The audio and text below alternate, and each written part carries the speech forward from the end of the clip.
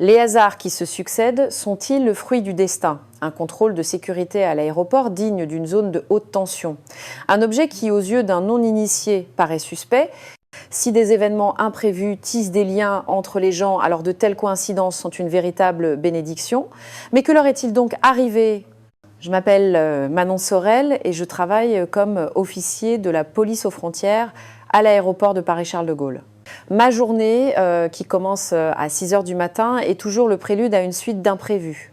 Aujourd'hui encore, vêtue de mon uniforme sombre, l'oreillette radio fixée, je patrouille dans le hall de l'aéroport. L'ambiance matinale y est unique, le bruit précédé pas des voyageurs, se hâtant pour prendre un vol avant l'aube.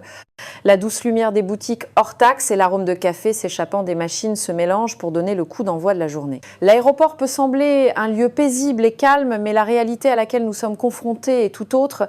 La sécurité aéroportuaire en particulier est une source de tension quotidienne. Ces dernières années, avec l'augmentation des menaces d'attentats sur les vols et de la criminalité, nous ne pouvons plus prendre à la légère la moindre poudre, même si elle semble inoffensive. T'as suivi le briefing de ce matin, me demande mon collègue Didier Leroux en s'approchant. Didier est un vétéran avec plus de 20 ans de service dans la sécurité aéroportuaire. Oui, bien sûr, les contrôles sur les substances en poudre vont encore être renforcés, n'est-ce pas ? Exactement. Il y a eu une autre affaire à Nice, des explosifs dissimulés dans de la farine de blé. Apparemment, les poudres sont le moyen le plus simple de camoufler des composants d'explosifs. Donc, toute l'Europe est sur les dents. No. Après les attentats qui ont frappé la France et l'Allemagne, la vigilance est à son comble. Au poste de contrôle de l'aéroport, même un simple sachet de farine ou de sucre en poudre est désormais soumis à une inspection approfondie. Nous devons vérifier chaque substance, une par une. Le problème est que nous manquons constamment de personnel. C'est pourquoi de nombreux agents des douanes sont issus de l'immigration. Parmi eux, beaucoup viennent du Maghreb ou d'Afrique subsaharienne. Certains sont naturalisés, d'autres sont des immigrés de deuxième génération. J'ai notamment un jeune collègue, Karim Haddad, dont les parents sont originaires d'Algérie. Il a rejoint les douanes il y a à peine 3 mois. Il est consciencieux, mais parfois un peu trop zélé. Au moindre doute, il nous appelle. Peut-être se montre-t-il plus strict pour ne pas être lui-même soupçonné. Manon, situation urgente. La voix pressée de Karim crépite dans ma radio vers 10 h. Qu'est-ce qui se passe ? Terminal 2E, au contrôle douanier, j'ai un individu suspect, un homme, un Français du Sud, avec une substance étrange. Je pousse un léger soupir, il y avait de fortes chances que ce soit une autre fausse alerte de Karim, mais je ne pouvais pas l'ignorer. Compris, j'arrive tout de suite. En arrivant au poste de contrôle, je vois un homme assis sur une chaise. Il était assez grand, bien habillé, avec l'allure d'un touriste. Cependant, son visage trahissait une grande perplexité. « Quelle est la situation ?» demandai-je à Karim. Cet homme transporte une poudre non identifiée dans un sac en plastique transparent. Il n'y a pas d'étiquette et l'emballage est artisanal. L'homme, entendant notre conversation, prit la parole avec précaution. « Excusez-moi, je m'appelle Léo Battesti. Je viens de Corse. C'est juste un produit alimentaire. C'est de la farine de châtaigne utilisée pour faire la cuisine corse. » Ah, le français de Léo était parfait, mais son accent chantant et ses expressions ne laissaient aucun doute sur ses origines.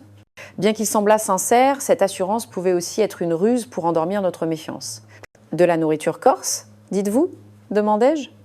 Il hocha la tête. « Oui, c'est exact, je l'ai apporté pour ma tante. C'est pour faire de la pulanda, une sorte de polenta traditionnelle. » Puisqu'il affirmait qu'il s'agissait d'un produit alimentaire, la procédure exigeait l'intervention d'un analyste alimentaire des douanes. Nous n'étions pas habilités à prendre une décision nous-mêmes. Le problème, c'est que l'aéroport était bondé ces derniers temps. Les passagers affluaient, les objets suspects s'accumulaient, les analystes alimentaires, peu nombreux, étaient déjà débordés par plusieurs autres cas. L'analyste risque de prendre un peu de temps pour arriver. « Il va falloir patienter », dis-je à Léo. « Oui, pas de problème, je comprends. » Sa réaction calme était surprenante. D'habitude, dans ce genre de situation, les gens s'énervent ou protestent. Mais Léo semblait comprendre notre position. Cependant, au moment où il voulut prendre le sachet pour me le montrer, celui-ci lui glissa des mains. Le sac tomba et se déchira, libérant un nuage de poudre beige dans l'air. Karim se mit à tousser et recula brusquement. À cet instant, nous n'eûmes d'autre choix que de le conduire immédiatement en salle d'interrogatoire.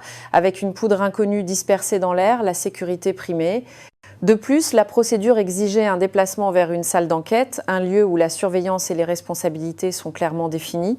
Léo, bien que surpris, ne tenta ni de fuir ni de résister. « Je suis vraiment désolée, c'est ma faute. » Son expression était pleine de regrets, mais il nous suivit sans discuter. Je l'escortai jusqu'à la salle de permanence de la police, au sein de l'aéroport. Nous entrâmes dans la salle d'interrogatoire, nos uniformes légèrement saupoudrés de cette poudre beige.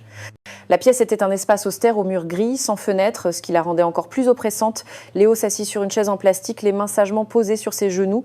« Voulez-vous un verre d'eau » lui demandai-je. Il leva la tête. « Oui, merci beaucoup. » Son accent corse, bien que charmant, pouvait aussi être déconcertant. Il y avait une sorte de franchise brute qui pouvait soit rassurer, soit mettre mal à l'aise. « Votre tante vit ici à Paris ?»« Oui, depuis 15 ans. Elle tient une petite épicerie fine dans le quartier. » La voix de Léo était empreinte d'affection familiale. La fameuse poudre, selon lui, était de la farine de châtaigne destinée à sa tante pour préparer la pulanda. De la pulanda ? Qu'est-ce que c'est ? Ah, c'est un plat traditionnel corse, une sorte de bouillie épaisse à base de farine de châtaigne, c'est absolument délicieux. Quand Léo parlait de ce plat, son visage s'illuminait comme un enfant vantant son jouet préféré. En Corse, on a énormément de spécialités à base de châtaigne. Des gâteaux, du pain, des beignets, chacun a une saveur et une histoire différentes. Malheureusement, tant qu'il s'agissait d'une denrée alimentaire non identifiée, seule l'analyse des douanes pouvait trancher, l'attente se prolongeait. L'aéroport était en pleine effervescence, les analystes étaient surchargés. Au bout d'un moment, Léo reprit la parole. « Est-ce que ça risque de durer longtemps ? Ma tante m'attend à l'aéroport. L'analyste est très occupé, il va falloir être encore un peu patient. » Ah, d'accord, pas de souci, je comprends. Au début, il ne répondait que par des phrases courtes, mais avec le temps, sa façon de parler et ses expressions ne suscitaient aucune méfiance. Il avait plutôt l'air d'un neveu venant de sa province natale. « C'est la première fois que vous venez à Paris ? » « Non, mais ça faisait longtemps, rien que la vue depuis l'aéroport, c'est déjà impressionnant. J'ai vu la Tour Eiffel au loin. C'est vrai, en été, c'est encore plus beau. Mais les nuits d'été sont très courtes, il fait jamais complètement nuit, une sorte de crépuscule qui dure toute la nuit. En Corse, on a des nuits bien plus noires, surtout en montagne. Des nuits noires, celles où on voit la Voie lactée. » Exactement. C'est magique, vous ne trouvez pas ? La première fois que j'ai campé en montagne, j'ai été émerveillée. Je n'imaginais pas qu'on pouvait voir autant d'étoiles. Léo sourit. À Paris, c'est inimaginable. Nous, on a les 4 saisons bien marquées, mais les nuits parisiennes sont toujours noyées de lumière.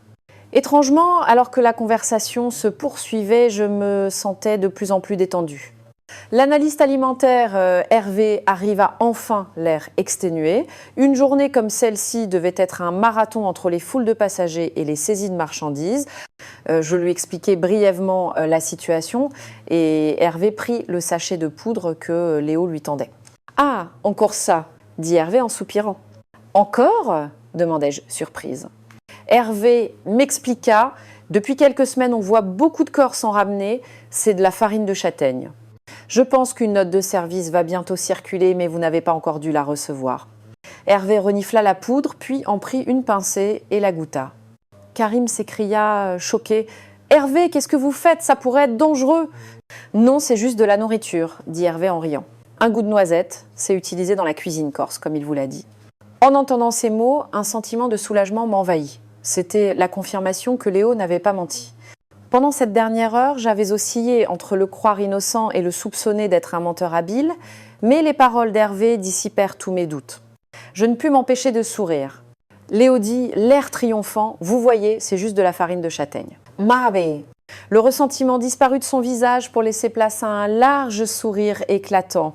En voyant ce sourire, mon cœur s'emplit de chaleur. À vrai dire, tout en le soupçonnant, j'avais être secrètement espéré qu'il dise la vérité. À cet instant, toute la tension retomba. Curieux, j'en goûtais aussi une petite pincée, c'était délicieux. Un goût plus riche que ce à quoi je m'attendais, comme une saveur de noix grillée qui se répandait dans ma bouche. Penser que nous avions soupçonné cette poudre d'être une substance dangereuse me paraissait maintenant absurde. Karim, un peu confus, en goûta aussi. C'est plutôt bon en fait, un goût de noisette. J'ai être réagi de manière excessive. Non, Karim, tu as bien fait, lui dis-je. En s'étant troublé, il vaut mieux être trop prudent que pas assez. Mais en mon fort intérieur, mes sentiments étaient partagés. D'un côté, je pensais que Karim avait simplement fait son travail avec zèle, mais de l'autre, j'étais désolée qu'une personne innocente, comme Léo, ait subi ces désagréments.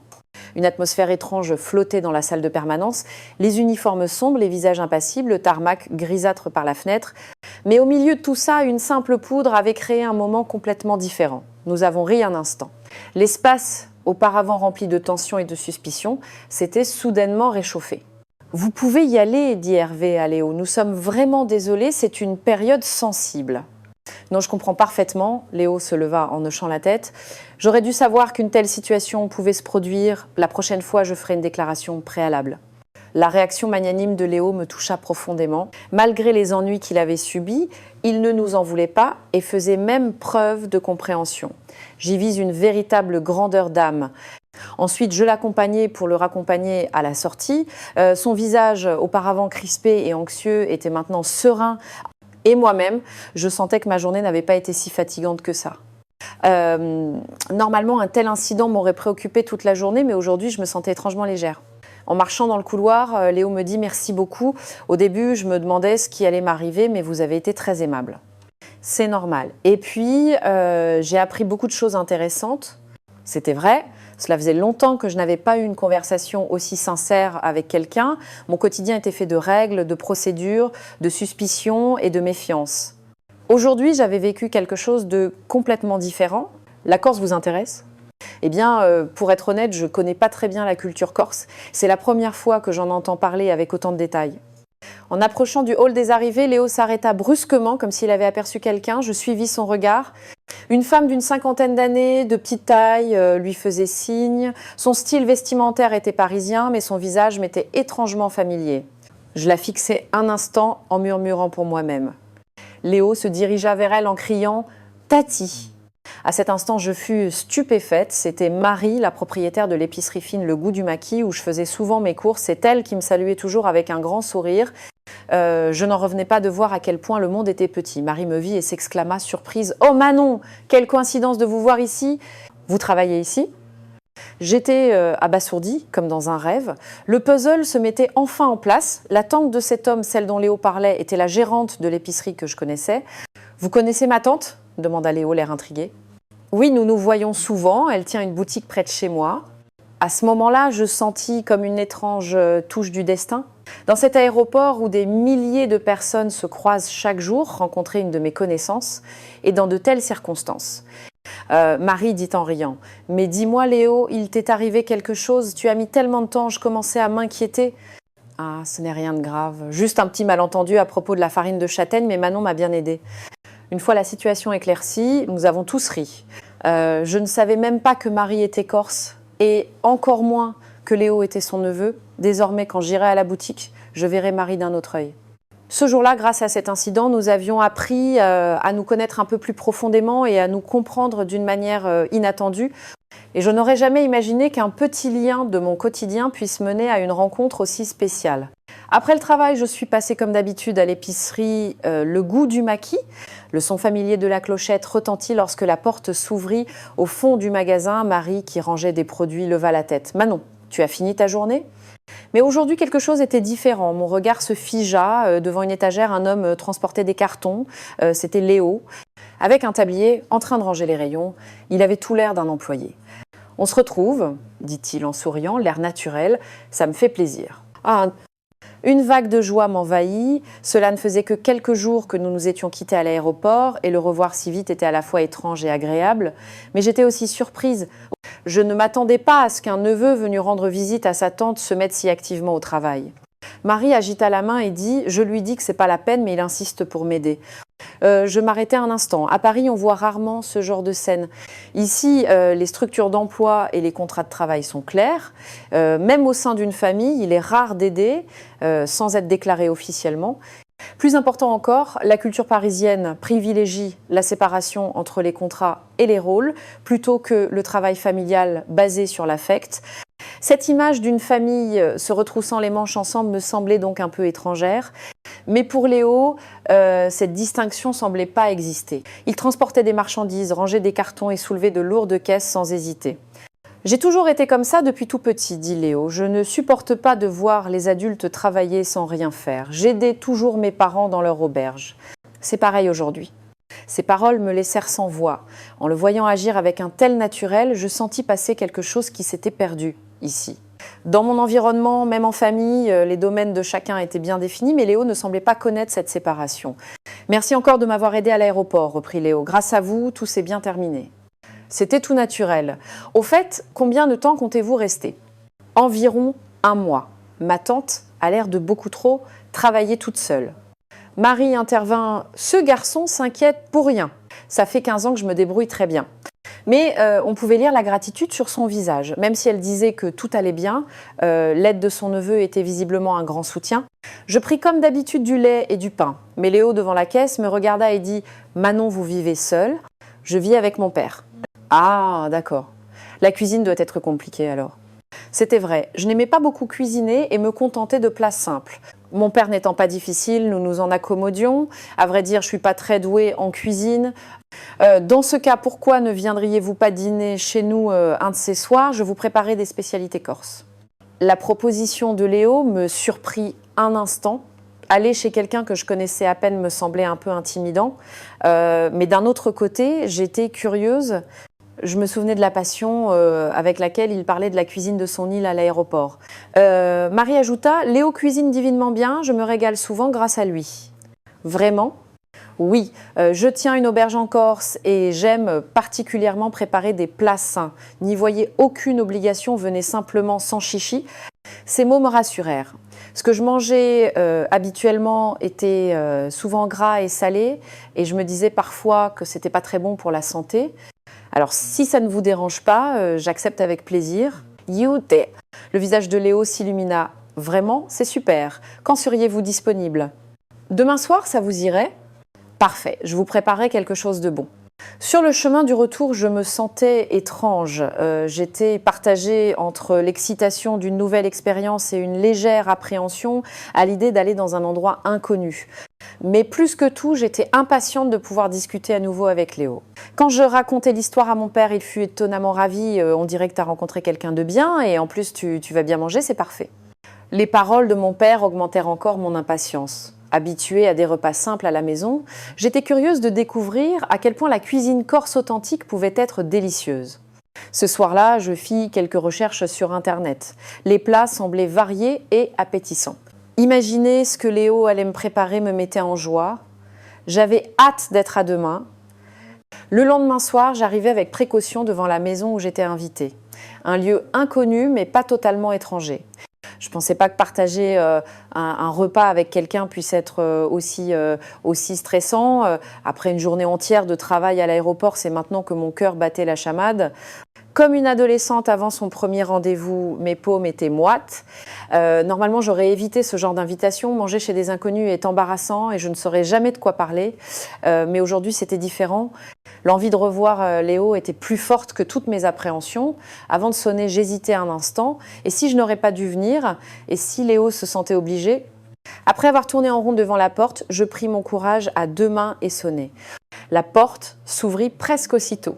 Léo se tenait sur le seuil, un grand sourire aux lèvres. « Bienvenue Manon, vous êtes pile à l'heure. » Son sourire chaleureux dissipa une partie de ma nervosité. Mes inquiétudes étaient visiblement infondées. Je lui tendis un petit bouquet de fleurs. « C'est pour votre tante. » « C'est pas grand-chose. »« Oh, elle va être ravie. Entrez, je vous en prie. » À l'intérieur, l'appartement était très accueillant.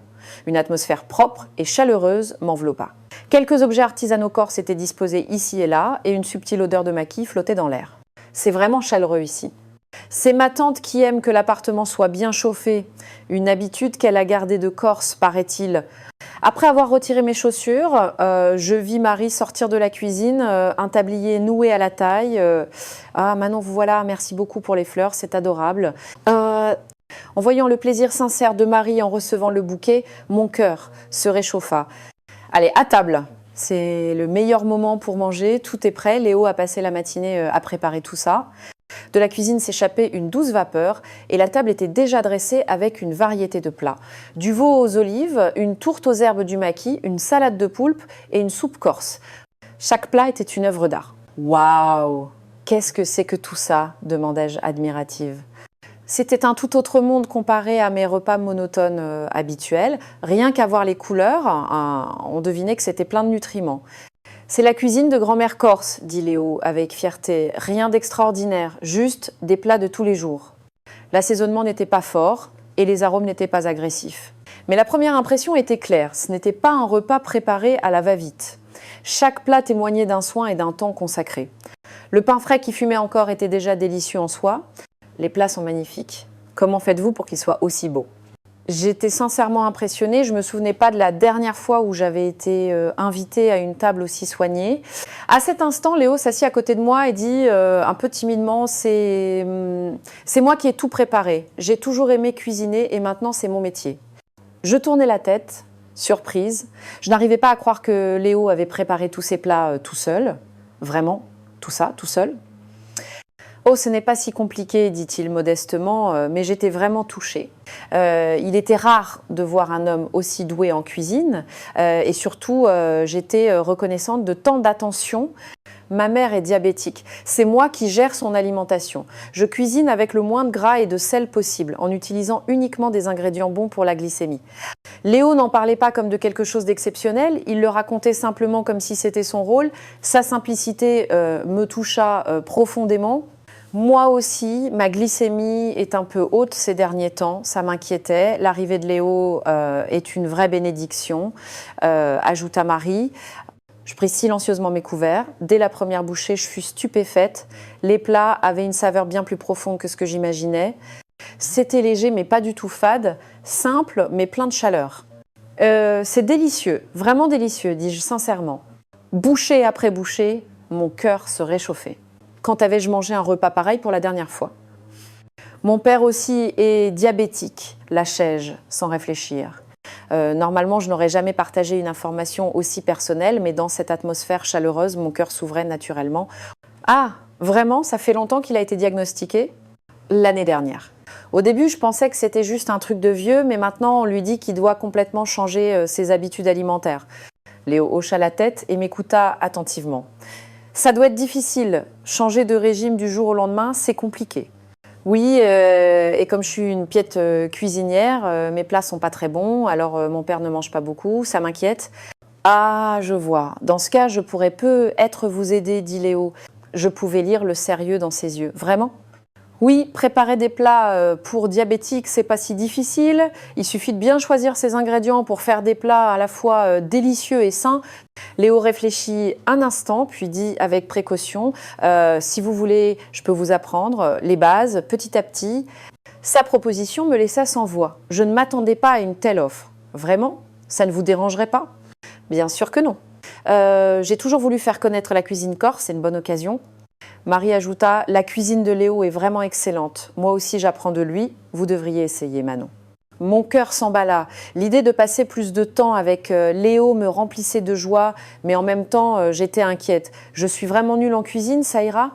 Ne vous inquiétez pas, tout le monde commence quelque part. On apprendra une chose à la fois, tranquillement. Ida. Ce soir-là, nous avons longuement discuté à table.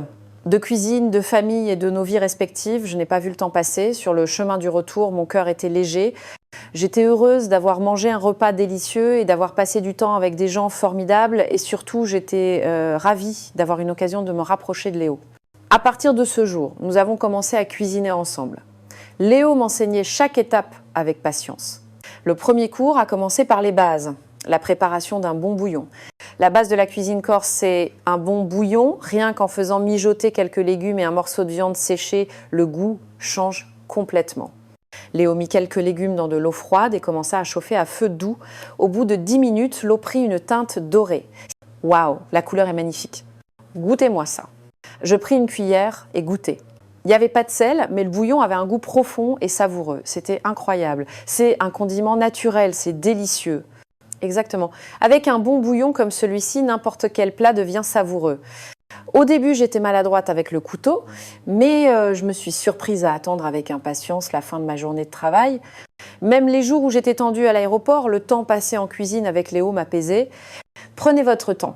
La cuisine ne supporte pas la précipitation. En écoutant la voix calme de Léo tout en coupant des légumes, le stress de la journée s'évanouissait naturellement. Parfois, nos mains se frôlaient en nous passant un ustensile, ou nous échangeons un sourire en versant de l'huile d'olive. J'avais l'impression que nous étions un couple de longue date. À chaque fois, je sentais mon cœur battre un peu plus vite. Je savais que c'était pas seulement le plaisir d'apprendre à cuisiner, mais j'avais peur de faire face à ce sentiment. Vous êtes douée de vos mains, Manon. Vous avez vite appris à manier le couteau. Les compliments de Léo me faisaient rougir. Depuis quelque temps, ces compliments étaient devenus ce qui me faisait le plus plaisir. Au bout d'une semaine, j'étais capable de préparer seule quelques plats de base, une tourte aux herbes, une salade de haricots à la menthe, des plats simples en apparence mais qui nécessitaient chacun une technique différente. La prochaine fois, on essaiera la soupe corse. C'est pas trop difficile ? Non, une fois que vous l'aurez apprise, vous pourrez la faire toute votre vie. Léo m'enseigna patiemment comment préparer les légumes et la viande. Au début, il restait des morceaux mal coupés ou la soupe était trop salée, mais petit à petit, j'ai pris le coup de main. Marie nous observait en silence. Un jour, elle nous dit, en souriant doucement, « Vous allez si bien ensemble. On dirait un couple marié. » Léo sourit, embarrassé, et je continuais de couper mes carottes sans rien dire. Mais au fond de moi, ces mots résonnaient agréablement. Sentant mes joues chauffer, je fis semblant d'être très occupée. Au fil des semaines, j'ai commencé à découvrir la profondeur de la cuisine corse. J'ai appris pour la première fois qu'un plat pouvait être aussi riche et chaleureux sans utiliser beaucoup de viande ou de gras. J'étais émerveillée de voir comment un simple condiment pouvait changer le goût et comment la cuisson pouvait transformer la texture d'un plat. C'est le pouvoir des produits du terroir, dit Léo en me montrant un pot de miel du maquis. C'est le temps qui crée le goût. C'est pour ça que la cuisine corse a une saveur si profonde. Évidemment, plus que tout, j'étais reconnaissante d'avoir quelqu'un à mes côtés pour m'expliquer tout cela patiemment. Même quand je ratais quelque chose, Léo ne se fâchait jamais et m'encourageait. Un jour, j'ai préparé seule à la maison le veau aux olives que Léo m'avait appris et je l'ai servi à mon père. Il a goûté le plat avec une expression inhabituelle. « C'est délicieux. Où as-tu appris à faire ça ?» C'est un ami corse qui m'a appris. « Ah bon, un plat comme ça, je pourrais en manger tous les jours. » Les compliments de mon père me remplirent de fierté. Ce jour-là, il a presque vidé son assiette. Lui qui d'habitude posait ses couverts en silence ajouta « On en remangera, n'est-ce pas ?» J'hochai la tête, surprise. Quelques jours plus tard, mon père me demanda « Je ne pourrais pas rencontrer cet ami. J'aimerais le remercier personnellement. » Léo a accepté de rencontrer mon père et lui a préparé un repas. Ce jour-là, après avoir mangé, mon père s'inclina profondément devant la personne qui avait cuisiné pour lui pour la première fois. « Merci, merci de m'avoir fait manger un plat pareil. » En les regardant, j'ai eu les larmes aux yeux. Je comprenais enfin toute la sincérité contenue dans les mots simples de mon père bourru. Mais les moments heureux ne durent pas éternellement. Un jour, Léo me dit doucement « Je dois bientôt rentrer en Corse. Ma mère m'attend. » En entendant ces mots, mon esprit se vida et je ne pus rien dire. Je m'y attendais, mais au moment venu, je n'arrivais pas à l'accepter. Les larmes menaçaient de couler, mais je les retins de justesse. Léo, voyant mon état, me tapota doucement l'épaule. « Ne vous inquiétez pas, Manon. Vous vous débrouillerez très bien toute seule maintenant. » Mais le problème n'était pas là. Je n'étais pas triste de ne plus pouvoir cuisiner, mais de ne pas pouvoir imaginer mon quotidien sans Léo. Je passais la nuit allongée dans mon lit, à regarder le plafond. En analysant mes sentiments, je réalisais que pour moi, Léo n'était pas seulement un professeur de cuisine. Le lendemain matin, je suis allée voir Léo et lui dit calmement je viens avec vous, je peux prendre des vacances, je voulais y aller à tout prix, même en forçant sur mes congés. Léo me regarda fixement, d'abord surpris, ses lèvres s'étirèrent lentement en un sourire. En voyant ce sourire silencieux, je compris. Léo acceptait ce sentiment autant que moi. Il n'y avait que 3 vols par semaine pour la Corse, mais par chance, nous avons pu obtenir des billets pour cette semaine-là. C'était un court vol d'1h30 depuis Paris. Dans l'avion, nous ne pouvions cacher notre excitation comme un couple en lune de miel. « C'est votre première fois ?» me demanda Léo, assis près du hublot. « Oui, en Corse, c'est la première fois. » Alors, vous ayez adoré. La Corse est un pays vraiment spécial. Les yeux de Léo brillaient de fierté pour sa terre natale. En le voyant, mon impatience grandit. Alors que le ciel défilait par le hublot, Léo regardait longuement la terre qui se dessinait en dessous. En arrivant à l'aéroport d'Ajaccio, je fus vraiment surprise. L'aéroport lui-même semblait être une petite ville, propre, moderne et efficace. C'était incroyable. Je ne savais pas que l'aéroport d'Ajaccio était si grand. C'est l'un des plus importants de l'île. C'est notre fierté. En sortant de l'aéroport, notre première destination ne fut pas le centre-ville.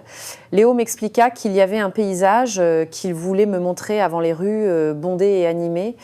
La voiture de location quitta la côte pour s'enfoncer dans les terres vers le centre montagneux de l'île. Le long de la route sinueuse, le paysage devint progressivement plus sauvage et doux. Entre les montagnes verdoyantes, les toits bas des maisons en pierre des villages perchés apparaissaient. C'est la région de l'Alta Rocca, m'expliqua Léo. C'est un village traditionnel très ancien, les gens y vivent encore. Derrière les murs en pierre et les ruelles étroites, on devinait des jardins et des cours intérieures. Un paysage où l'on s'attendait à voir de la fumée s'échapper d'une cheminée. La voiture s'arrêta à l'entrée d'un village. Nous avons continué à pied.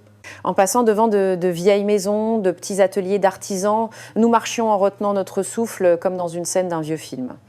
Les quelques personnes que nous croisions étaient silencieuses. Les seuls bruits étaient le son de nos pas sur les pavés et le souffle du vent. Je n'arrive pas à croire qu'un endroit comme celui-ci existe, si proche de la civilisation, dis-je, rompant le silence. Léo sourit, c'est ça, la magie. C'est un endroit où le temps semble s'être arrêté. C'est un de mes endroits préférés depuis que je suis enfant. Il y a une raison pour laquelle vous avez pensé à cet endroit en premier ? J'aurais pu vous emmener directement à Ajaccio ou Bastia, mais vous avez déjà vu assez de foule à l'aéroport. Je me suis dit qu'un paysage comme celui-ci, avec ses ruelles calmes et ses espaces où l'on peut boire un verre en silence, resterait plus longtemps dans votre mémoire. Je fus surprise. C'est exactement ce que je pense. C'est ce que je voulais voir. C'était vrai. Des endroits en apparence ordinaire, mais qui cachent quelque chose. Je voulais voir des paysages avec plus de vide que de bruit. Les paroles de Léo me rassurèrent étrangement. J'avais l'impression qu'il me comprenait jusqu'au plus profond de mon être. Nous sommes entrés dans un petit café traditionnel et avons bu quelque chose, un verre de vin de myrte et une bière à la châtaigne, accompagnée de canistrelli, des biscuits secs, sucrés mais pas écœurants, qui nous ont réchauffés. J'ai l'impression d'être vraiment arrivée en Corse, dis-je. Léo rit. Ce n'est que le début, la vraie visite commence demain. Après notre pause, nous avons continué à nous promener dans les ruelles du village. En sortant du village, la route suivait un muret en pierre. Le silence était tel qu'on entendait le moindre souffle de vent. Qu'est-ce qu'on fait demain ? On fait nos bagages dès le matin. Devant mon air perplexe, Léo m'expliqua « On va à la montagne dans une auberge familiale, on a réservé une chambre dans un gîte. » Un gîte ? Oui. Je veux vous montrer d'où vient la cuisine que je vous ai apprise. La cuisine du terroir la plus pure et la plus saine, c'est le prototype de la cuisine corse. Léo continua d'expliquer, il n'y a pas d'endroit où l'on peut apprendre cette cuisine de manière plus rigoureuse et authentique. Et je suis sûre que ça vous plaira. Je calmai mon excitation et dis d'une voix basse « Merci du fond du cœur ». Je pense que mon regard trahissait ma joie sincère. Nos yeux se croisèrent, remplis d'admiration, d'excitation et d'un léger sentiment de respect. Léo fixa mon regard un long moment, puis détourna les yeux. Peu voulait-il éviter que ses émotions ne débordent, mais je savais. Nous marchions maintenant dans la même direction, avec le même cœur. Ce soir-là, je contemplais le paysage nocturne de la montagne corse depuis la fenêtre. Des milliers d'étoiles scintillaient, mais dans mon cœur, c'est la tranquillité des ruelles silencieuses que j'avais parcourues avec Léo qui restait la plus présente. J'avais encore plus hâte d'être à deux mains. Nous sommes arrivés à l'auberge, nichée dans les montagnes près de Corte. Bien que pas si loin de la côte, l'air était différent. Le bruit et l'agitation de la ville avaient disparu, remplacés par un air pur et calme qui pénétrait jusqu'au plus profond de mes poumons. Le chemin forestier menant à l'entrée était empreint de silence et en posant le pied dans le jardin de l'auberge, mon pas ralentit instinctivement. Les escaliers en pierre, le chemin de terre, les arbres touffus et la brise douce. C'était un lieu où, dans un silence organisé, on se sentait accueilli sans un mot. Toute la tension que j'avais ressentie en ville se dissipait progressivement. Mais une surprise encore plus grande m'attendait. En arrivant à l'entrée de l'auberge, une personne s'avança vers nous, une femme d'une 50aine d'années, vêtue simplement, avec des traits fins et un sourire chaleureux. « Maman !» Léo, le visage illuminé, courut vers elle et la serra dans ses bras. « Tu vas bien ?» C'est alors que je compris. C'était la mère de Léo, celle dont il s'occupait avec tant de soin.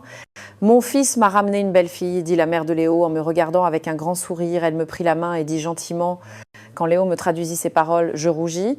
À côté de moi, Léo se racla la gorge et se contenta de sourire. Son sourire contenait un mélange d'embarras, de gêne et d'un consentement impuissant. Sa mère me serra fort dans ses bras. Soyez la bienvenue, que Léo vienne dans un si bel endroit avec une si charmante personne. Je dois remercier le ciel. Et grâce à cette auberge, ma santé s'est vraiment améliorée ces derniers temps. Je joignis lentement les mains et m'inclinai. À cet instant, je sentis mon cœur se serrer.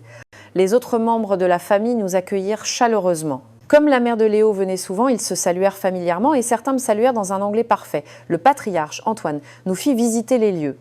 Cette auberge a une histoire de plusieurs centaines d'années. C'est une ancienne bergerie. De nombreuses générations ont travaillé cette terre.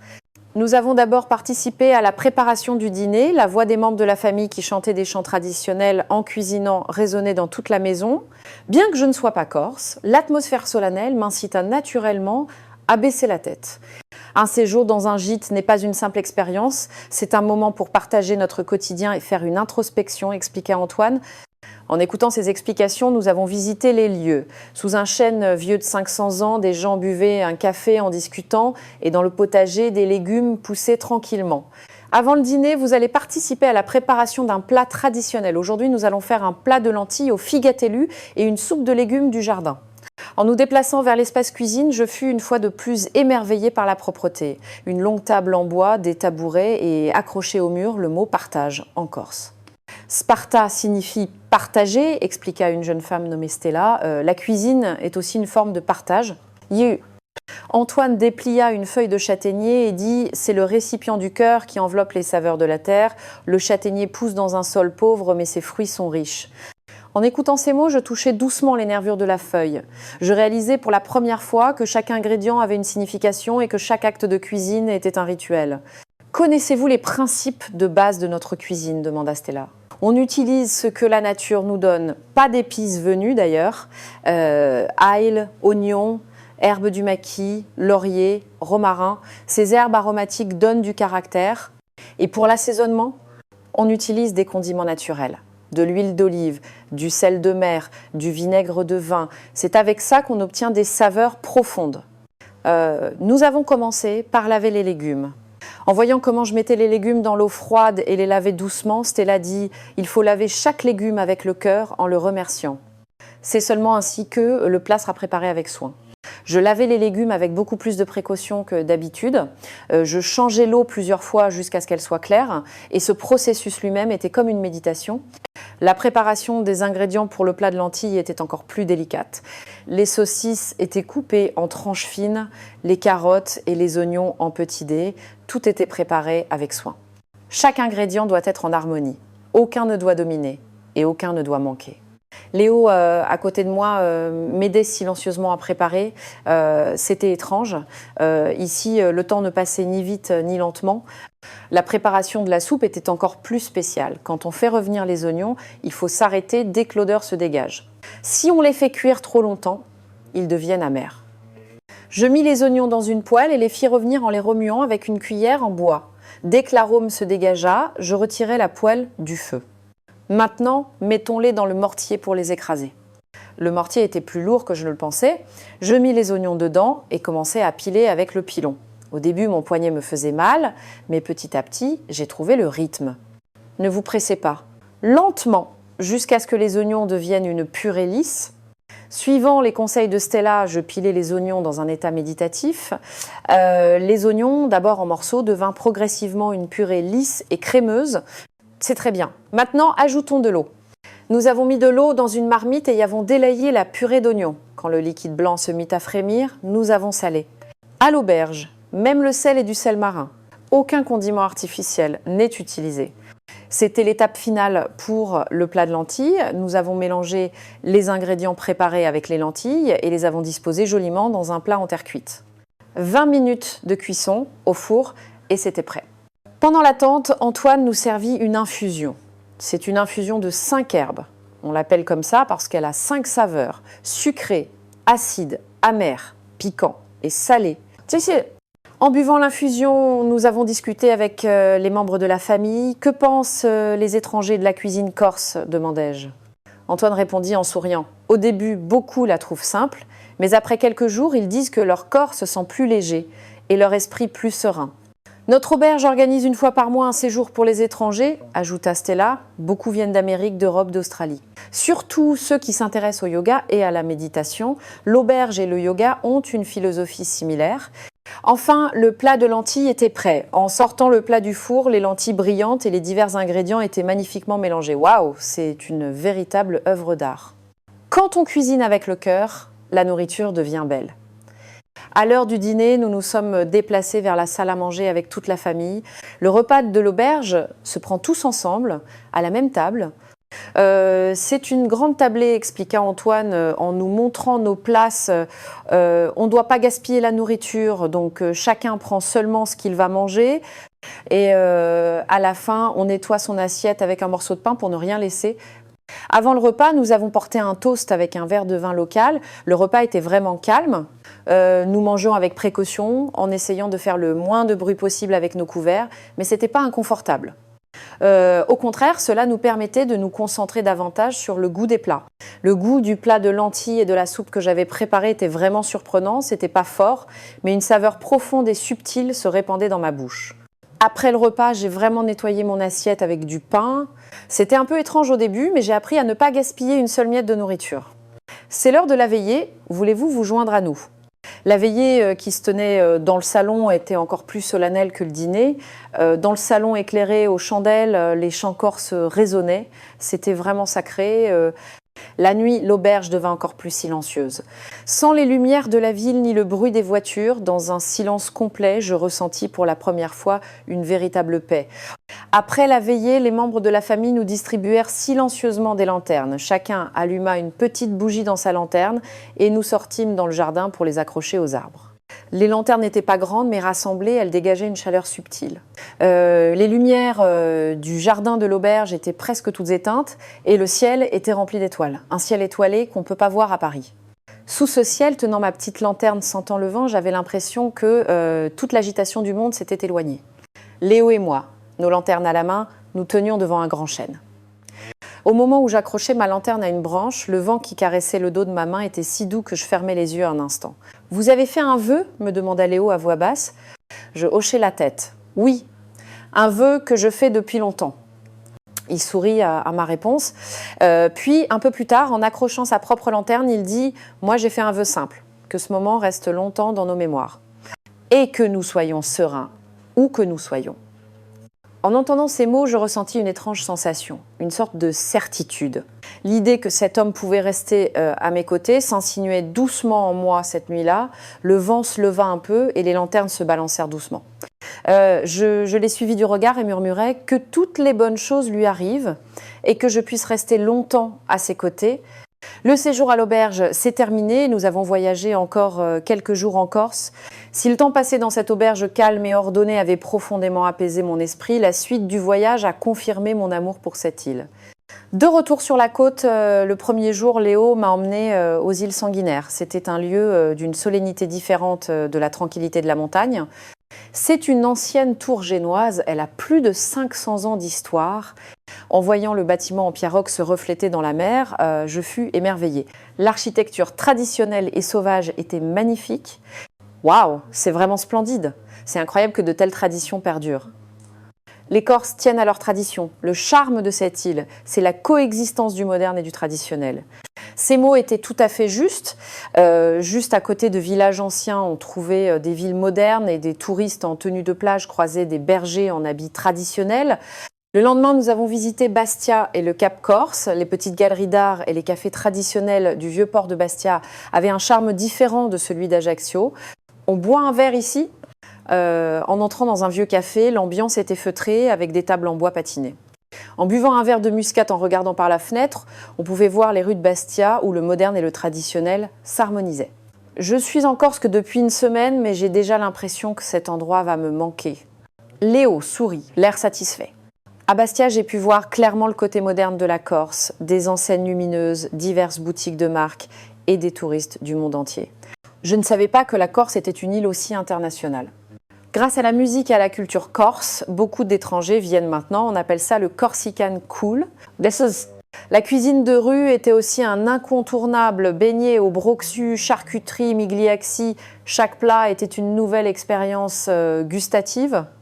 Ça pique un peu, mais c'est addictif. C'est la magie de la cuisine corse. Au début, on dit que c'est fort, mais on finit par devenir accro.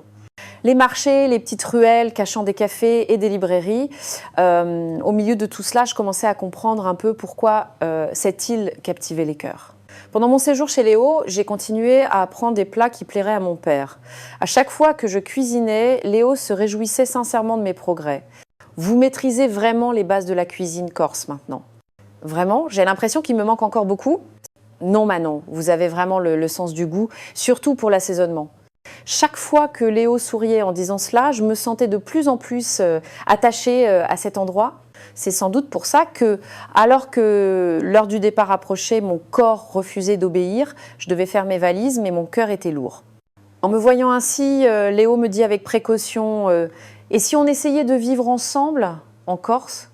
En entendant ces mots, je me figeai, mon cœur s'emballa, mais c'était une proposition difficile à accepter en pratique. Mon père, à la retraite, était seul à Paris. J'avais mon travail, ma vie là-bas. Je secouai doucement la tête. C'est impossible, pour l'instant. Léo sourit et dit « Je sais, je ne vous demande pas de venir tout de suite, mais pour commencer, je vais venir avec vous à Paris, pour vous aider à préparer votre vie en Corse. Pour que le jour où vous voudrez revenir, ce ne soit pas un fardeau. Je serai à vos côtés. » Je ne pus rien dire. Plus que les mots, c'était son regard et sa voix qui semblaient étreindre doucement une partie de mon cœur fatigué. Ce soir-là, quand j'annonçai la nouvelle à la mère de Léo, elle fut ravie et me serra la main. Son visage était celui d'une personne dont la joie, longtemps contenue, débordait enfin. J'appelais mon père dans un coin de la cuisine de la maison de Léo. La voix de mon père de l'autre côté du fil était plus forte que je ne le pensais. « Papa, je vais rentrer un peu plus tard et Léo vient avec moi à Paris. » En entendant cela, mon père garda le silence un instant, puis dit « Ah bon, c'est une bonne chose. Ne t'inquiète pas pour moi. » J'eus les larmes aux yeux. Je pensais qu'il s'inquiéterait pour moi, mais sa voix était empreinte de soulagement et de joie. « Je sais que c'est un garçon bien et tu as l'air heureuse. » C'est parfait. Ainsi, nous sommes retournés à Paris pendant que je travaillais. Léo passait du temps avec mon père et s'entendait très bien avec lui. Ils se promenaient ensemble, allaient à la pêche, il apprenait le français petit à petit et cuisinait de plus en plus souvent pour lui. Grâce à cela, mon père s'intéresse maintenant davantage à la Corse. J'aimerais bien y aller un jour, dans cette île. Quand mon père a dit ça, je lui ai promis que nous le ferions. Léo a hoché la tête et a accepté cette promesse avec moi. J'ai repris ma routine, mais c'était des jours un peu différents d'avant. Après le travail, je retrouvais Léo en cuisine et dans nos conversations, il y avait toujours l'avenir. Quand Léo souriait, quand il me prenait doucement la main, j'avais l'impression de ne pas être encore réveillée d'un rêve. Mais ce n'était pas un rêve, c'était la nouvelle réalité que nous construisions. Marie, la tante de Léo, sourit beaucoup plus ces derniers temps. Avec son neveu et moi qui l'aidons à la boutique, le travail est beaucoup plus facile. Vous voir tous les deux, ça me réchauffe le cœur. Chaque fois que j'entends ces mots, je suis vraiment heureuse. En espérant que ce quotidien simple mais précieux continue, je prépare aujourd'hui encore le dîner avec Léo. L'avenir est encore incertain, mais ce moment présent est parfait. Cela fait maintenant 2 ans que Léo et moi sommes mariés. J'ai trouvé un poste de consultante en sécurité aéroportuaire en Corse et surtout j'ai une excellente nouvelle, je suis enceinte de 5 mois. La préparation de mon déménagement de Paris en Corse aurait été inimaginable sans Léo. Chaque matin, l'odeur de la soupe de légumes que Léo me prépare embaume la maison. Une chose impensable à Paris. Là-bas, le matin, c'était une tranche de pain avec du fromage et un café. Et c'était tout. Ici, chaque matin est si soigné. Pendant la grossesse, il faut bien se nourrir, me dit Léo, en m'expliquant un par un les ingrédients qu'il met dans la soupe. J'apprécie vraiment ces petites attentions. À Paris, je partais après avoir mangé des céréales avec du lait, mais maintenant, chaque matin est si riche. Le paysage matinal corse, vu de la fenêtre, est toujours aussi merveilleux. Les gens qui se lèvent tôt pour faire de l'exercice, les enfants qui vont à l'école, les gens qui vont travailler, c'est très différent du matin calme et tranquille de Paris. Là-bas, en hiver, le soleil se lève tard et il fait encore nuit à 10 h, mais ici, la journée commence avec énergie dès 6 h du matin. Le restaurant de Léo, à la table du cœur, est maintenant bien établi. Il est réputé pour sa cuisine saine et les habitués sont de plus en plus nombreux, surtout les personnes souffrant de diabète ou d'hypertension. Récemment, il a même développé un menu spécial pour les femmes enceintes. Les clients disent qu'ils se sentent mieux après avoir mangé ici, me dit Léo, l'air satisfait. Je suis heureuse pour lui. À Paris, manger au restaurant signifiait pizza ou hamburger, mais ici, on peut cuisiner des plats sains et aider les autres. C'est vraiment gratifiant. Aujourd'hui est un jour spécial, c'est le jour où mon père arrive en Corse, c'est sa 7e visite. La première fois c'était pour notre mariage, mais maintenant il vient tous les 3 ou 4 mois. Cette fois il a dit qu'il resterait 2 mois. Il va aider pour les préparatifs de l'arrivée du bébé et il va aussi aller à la montagne avec maman. Voir le changement de mon père est vraiment incroyable. À Paris, il était taciturne et n'exprimait pas beaucoup ses émotions, mais depuis qu'il vient en Corse, il a complètement changé. Il nous appelle tous les jours en vidéo pour prendre des nouvelles et il étudie le Corse avec assiduité. En le voyant, je réalise à quel point l'environnement peut changer une personne. Les Parisiens sont plutôt introvertis et calmes, mais je ne pensais pas que mon père s'adapterait aussi bien à la culture corse. Les expressions émotionnelles corses, c'était un nouveau monde pour ton père.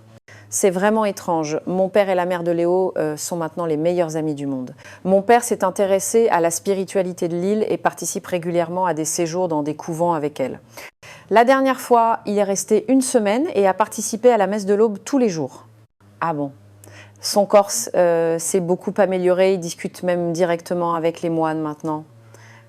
Les progrès de mon père en Corse sont vraiment étonnants. Au début, il savait dire que bonjour et merci, mais maintenant, il exprime même des émotions complexes en Corse. Le français a une intonation plutôt plate, mais il a appris si vite les nuances et les expressions émotionnelles du Corse. En le voyant lire les prières avec la mère de Léo, on sent une profonde communion qui dépasse la barrière de la langue. Je ne pensais pas que mon père, élevé dans la culture laïque parisienne, se passionnerait autant pour la spiritualité corse. La scène à l'aéroport, quand nous sommes allés le chercher, est encore vive dans ma mémoire. Dès qu'il a vu la mère de Léo, il l'a saluée en corse. « Mamma, buongiorno mamma. È un'eternità che un va vista. Oh babbo, il vostro corso migliora di giorno in giorno ?»